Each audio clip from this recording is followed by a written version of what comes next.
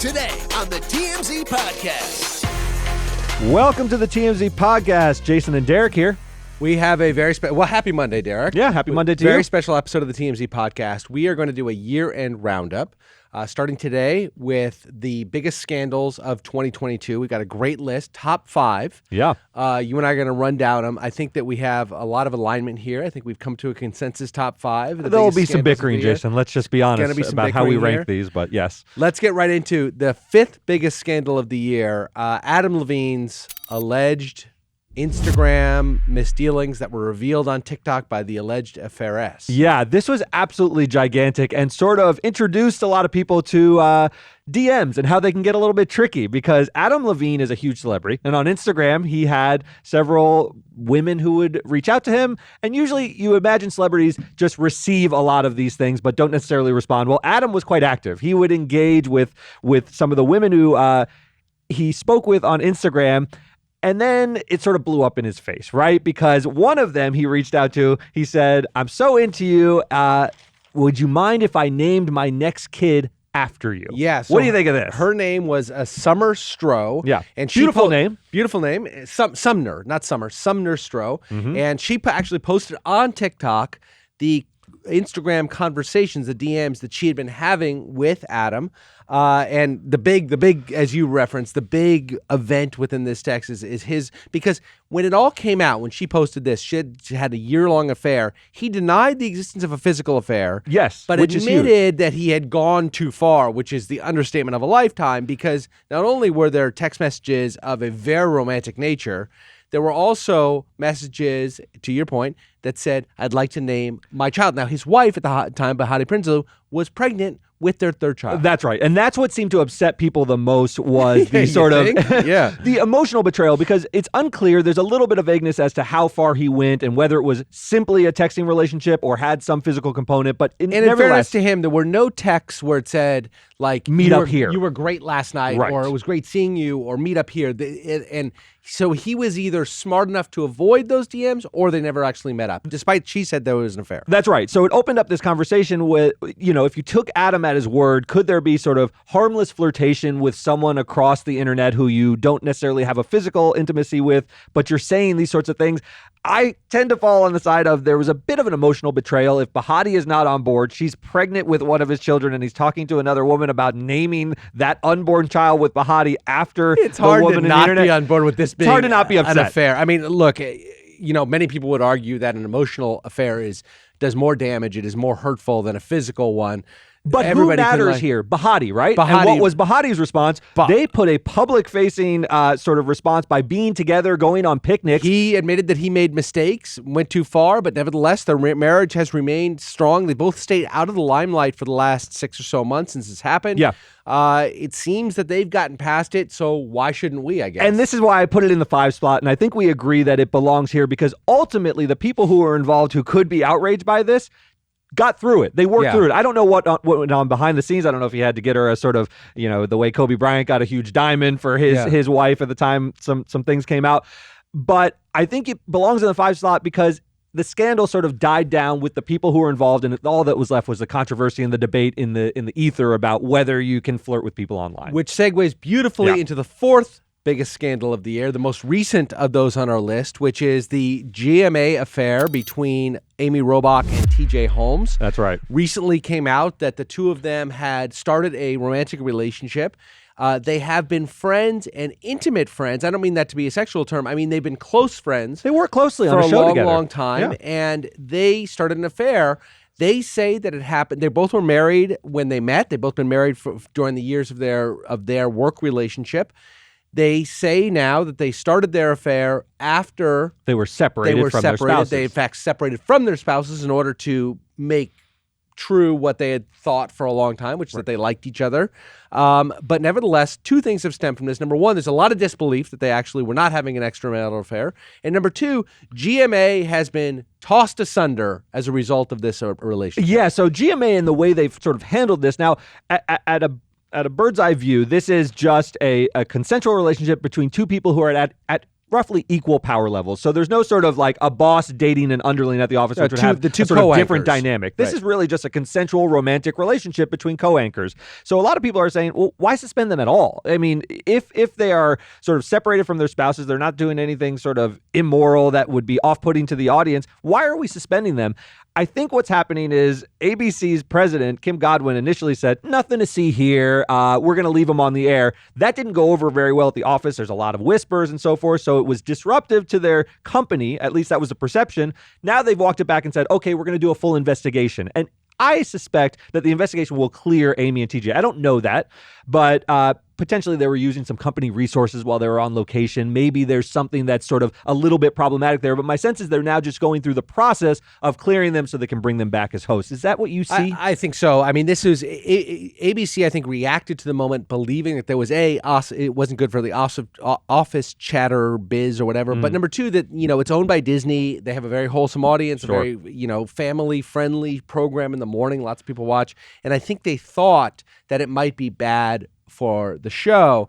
What they found out very quickly when they took them off the air is that the ratings tanked because people like them as personalities, and B, they love scandal more than anything else. And so these two people who were on the air, they were after this whole thing broke, it was like a Thursday night where everything happened, and then on Friday morning they came on and sort of with a wink and a nod and cute little giggles kind of and the ratings were way and up. the ratings they skyrocketed, the biggest ratings they've had. Now, that's a little bit artificial. They skyrocketed because of the curiosity of seeing how the two people would interact with the controversy swirling. I don't think that's sustainable, but it seems to be nevertheless. based upon that little flirtatious interaction, which they were clearly playing to their now huge audience. ABC reacted very negatively to that. Maybe it was in defiance of their orders not to talk about it. Sure. And so that they took them off the air right away. Let me ask you a question. So maybe they come back. This is obviously a relationship that started from working together, and hopefully it lasts. I wish them nothing but happiness. But is it a stable thing to have two people who are intimately involved as co-anchors? I guess Minka and what's her name? Minka and Joe Scarborough. That's worked, but they were married before the show started. Yeah. This is a relationship that is born out of the fires of controversy. She was married to Andrew Shue, famously from Melrose Place. There are these clips going around where she would have TJ and Andrew Shue on the show. And it's also, a little bit weird. Let's not forget that TJ has also been accused of having another extramarital affair with another GMA personality. If you're Amy Robach, you're like, oh goodness, is it just am I the flavor of the month? Through it. Nevertheless, we put it in the 4 slot. Let's move on to number 3. And I don't know how on earth you're going to convince me that this is the number 3. I'm not going to try. And not the number 1 scandal of the year. Number one is number one, and nothing will defeat it. All right, but we'll I get agree. to it. I'm almost tempted to reverse 2 and 3, but let's go with number 3. We had the list printed. Let's do it. Number 3, we're just going to call it Kanye. Kanye. I mean, this is the Kanye West episode that has extended through months and months of his sort of unraveling right before our very eyes. The anti-Semitic remarks have been the headline, but it's not been just that. You remember he came out in that it all sort of spawned when he came out to a fashion show in a White Lives Matter shirt. We were like, oh no, Kanye's on one. And the sense was that this was the spark of another long extended episode, but I don't think anyone saw where it was going. I thought it would be a little bit of light trolling with the White Lives Matter shirt and it would go away. It certainly did not. What happened, Jason? Well, he dug in on the Jews, right? I mean, a lot of it stems from Kyrie Irving and posting the reference that Kyrie did to the Holocaust denying movie, and then Kyrie wouldn't back down from that. Shortly, sort of in the same around the same week, time, Kanye tweeted, "I'm going to go DEFCON 5 on the Jews." Right now, he says DEFCON 3 on the Jewish. Sorry, people. DEFCON 3. I apologize. Right. Yes. DEFCON 5 would actually be lesser. Less, right? exactly. He calls it DEFCON. It's DEFCON, but nevertheless, maybe playing with words there, though. I mean, unclear if he's sort of intending it to be a joke or he just doesn't know what DEFCON is. So that's anyway. on October 9th. He says he's going to go DEFCON 3 on Jewish people. It says it was not anti-Semitic for him to say so because black people are actually Jewish also. So does that mean he's going DEFCON 3 on black people too? A little unclear. Yes. Now, apparently this emanated from some what he perceives to be poor business dealings where he has felt cheated in the entertainment industry writ large and feels that Jews are to blame. Entertainment industry, he obviously had a major falling out with Adidas. He had a major falling out with The Gap. And then he had, when all that started happening and he started getting a lot of criticism for the White Lives Matter shirt and his other, stemming back to, frankly, to his MAGA hat wearing days, he started to coalesce his thoughts around the people that he believed were behind the entire effort to cancel him, and those are the Jewish elites in Hollywood. Yes. And so he just this was kind of the culmination of that. And then from there, he's been doing a publicity tour, anti-Jew publicity tour. And look, what happened after he made these comments was sort of a true cancellation of Kanye West. These are so beyond the pale type of comments that he did lose the deal with Adidas. Yes. His net worth went significantly south. He has sort of been ostracized from the mainstream. He says he's being debanked. He's not allowed to bank with Chase anymore and so forth. What happened, though, was rather than take a look at himself and how these comments are so noxious and harmful to society, he doubled down and said, this is the result of me truth-telling. Right. And you're seeing in real time the cancellation of a person for actually speaking truth about the Jews. It's sort of perpetuated this logic in his head. And he's gone on with Alex Jones. He's gone on a sort of whoever will speak with him sort of tour. And I don't see it getting better because Kanye West is not a very introspective sort of guy who will sort of take stock of what he's done. He rather will say this has confirmed what I've been saying the whole time. We see this quite a bit, right? Donald Trump had some of this in him as well. His whole thing, if I lose, it's because the election was rigged. Mm-hmm.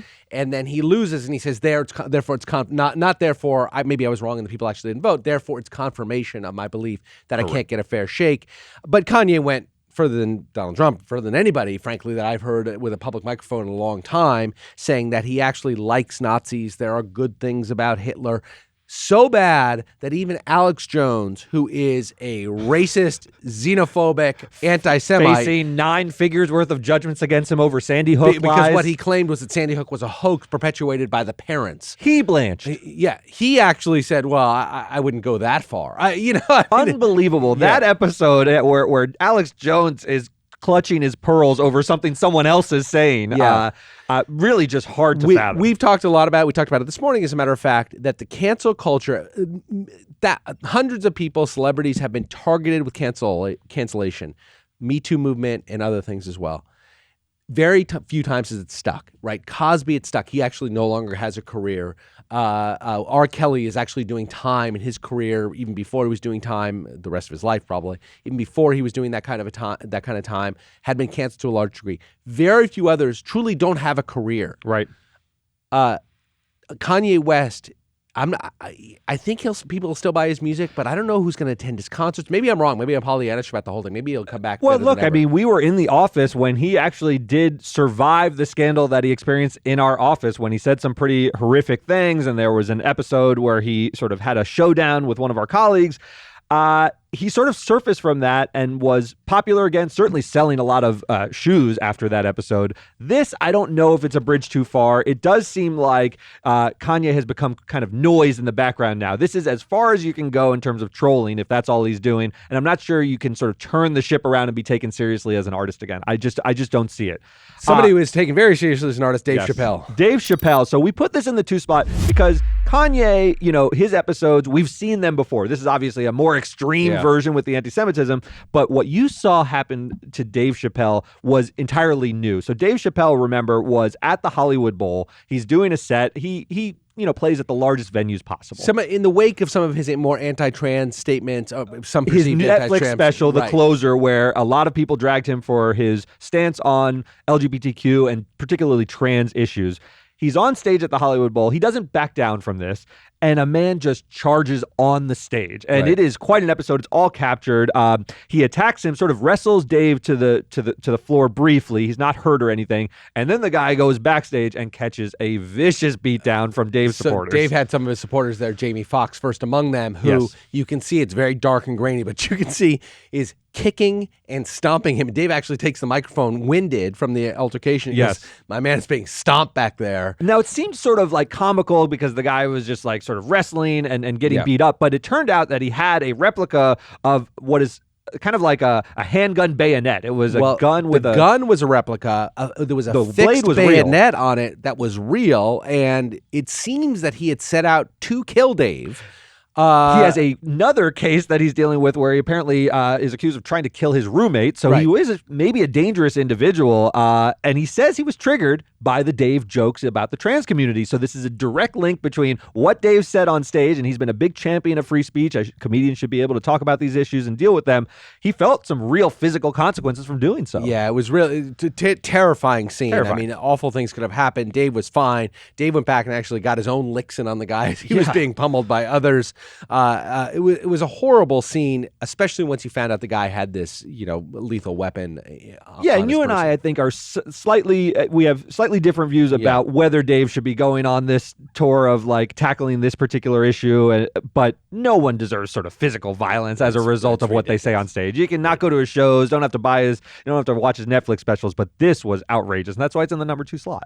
Speaking of physical violence on stage, our number 1 with a bullet, even though it's an old story, even though it's the beginning of the year. First one, the first in chronological order on the list, also the first biggest scandal of the year. Will Smith, the slap heard around the world. Will Smith charging onto stage at the Academy Awards last year. The Academy Awards are the biggest event next to the Super Bowl. They just are. Even if the ratings don't show that every year. That. I mean, it's worlds apart from the Super Bowl, but I don't think there's a bigger event. Massive. Television event and water cooler event than the Academy Awards. Chris Rock is a presenter for an award. He gets up, and there's lots of jokes told at celebrities' expense. That's what happens at these awards. Ricky Gervais, most famously, I think a different award show, Golden Globes, but nevertheless, that's what happens at these things. Will sitting at a table with Jada while these jokes are coming out. Right, and he tells the joke about how his wife, basically compares her to G.I. Jane. Bald head to G.I. Jane. Camera immediately goes to Will and Jada. Jada is stone-faced, clearly doesn't like the joke. Will laughs hysterically, and then you see him look over at his wife. His face drops. All of a sudden, he stands up, marches towards Chris on stage, gets up on the stage. Chris goes, uh-oh, still thinking, I think, that Will's going to play out a little skit of being angry. And Will slaps the shit out of Chris Rock. It's unbelievable. Unlike the Dave attacker who had to elude security and race on stage, he is able to your point, waltz on stage because it was so strange, and he's Will Smith. Yes. No one expected him to physically slap Chris Rock across the face, least of all kind of Chris Rock. Right. Chris Rock as the sort of distance is closing goes, uh-oh, in his sort of Chris Rock kind of like, we're about to do a scene. I think he was a little scared though, but he didn't quite know what was happening. And he hauls off a slap and then goes back to his seat and proceeds to shout at Chris, keep my wife's name out of your fucking mouth. Yes. And that's what he's saying, and they were able to bleep it in certain respects, but you really got a lot of this raw during a live telecast of the Oscars. Never anything like it. Marlon Brando once brought out a Native American to accept his award, and that was a big deal. Once there was a streaker in the 70s. Yes. This is the biggest Oscar moment, unplanned moment, in the history of the Oscars. Does the word unplanned have to be there?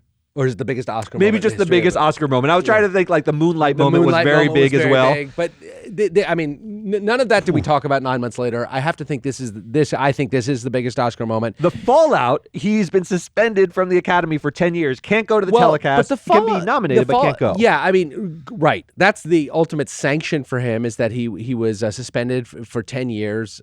And he may very well be nominated this year for his movie Emancipation. Yeah. He's a producer, director, actor in it. But Will has attempted to make amends. He's attempted to apologize profusely he has apologized profusely, not attempted to. He has apologized profusely to Chris Rock. Chris Rock's having none of it. He has never accepted his apology. He's made jokes about it in passing on stage. He hasn't done a full skit about it, full sort of segment on it. What's it called? A comedy? He did a bit on it. Yeah, he did a bit on it. But he hasn't accepted his apology. Will really wants him to. I think Will needs him to. I think Will has not been folded back into the mainstream and won't be until Chris does something. Until they can hug it out. Yes, I think he's done perfectly adequate apologies. He's done one to camera. He's done interviews about it now. So Will is sort of contextualizing it and apologizing. He falls on his sword and he says, I absolutely shouldn't have slapped Chris Rock. But without Chris sort of saying, it's okay, let's move on, I don't think the world is ready to just like accept Will Smith again. Emancipation hasn't done particularly well. No, it's actually not that great of a movie from what I've heard. I haven't seen Yeah. it. But here's what ultimately gets me about this whole thing. I don't think Will Smith has ever been honest. He says he was triggered. He says it's based upon some childhood trauma that he had, that it triggered him, and he went up there. What are you waiting to hear? I'm not waiting to hear anything. I'd like a little honesty. Yeah. Here's the honesty. He laughed hysterically. He then looked over at his wife, who was not laughing. And in that moment, he did something to impress his wife. That's what happened That's in what you that think moment. happened, and you want to hear him take ownership of that. Look, I would never expect that of him. It would be too sort of weird at this point, given all he said to do that. I think that moment has passed. Yes. But that's what happened. No, and for him to say he was triggered and for childhood trauma, bullshit. Yeah. This was a man's effort, and they have a fraught relationship, he and Jada. It's a strange relationship going back years. I say strange because I don't understand it. Doesn't mean it doesn't work for them. Good for them. And some built-up tension over the years with Chris. Chris has insulted her before. The famous joke back 2017 or 18 when he hosted, and he said Jada Smith has elected not to, has boycotted the Oscars. That's like me boycotting Rihanna's panties. I can't boycott something I wasn't invited to. Right. You know, he's gotten his shots off. He's gotten his shots, Yeah. and she clearly doesn't like it. I guarantee they've talked about it. He tells the joke at Jada's expense. Will laughs hysterically, then looks over and goes, "Uh-oh, I wasn't supposed to laugh. How can I prove to Jada that I really didn't find that funny, even though I found it hysterical?" And one thing that's true is when he walked up on stage, you're right, the read of his body language after the slap, because his back is to the audience, and he turns around sort of triumphantly and walks back like cock of the walk. Right. I think he thought the read of his action would have been very different than it actually was. People were horrified, jaws dropped. I think he thought there might have been even applause or sort of like some sort of swell of "you deserve that, Chris." He didn't get that, and now he's been on this long apology tour that I think until Chris welcomes him back into the fold, I don't think it'll feel complete. So that's our list of the biggest scandals of 2022. We are going to do another one of these, top 5, every day this week. What do we have coming up? So coming up on Tuesday, we've got the top 5 sports stories of the year. On Wednesday, we'll do the top 5 tragedies. Obviously, a lot of big death news that we'll cover in that episode. Thursday, you're going to want to tune into top 5 divorces of the year. Breakups and deaths are always sort of big news in year-end wrap-ups. Maybe talking about Kanye in that one, too. Yeah, Kanye may come up in multiple episodes, so just be aware of that. And the last episode on Friday, we'll just talk about the top 5 people, the names in the news that you couldn't escape in 2022. So stay tuned for that, and we'll see you next time. Later.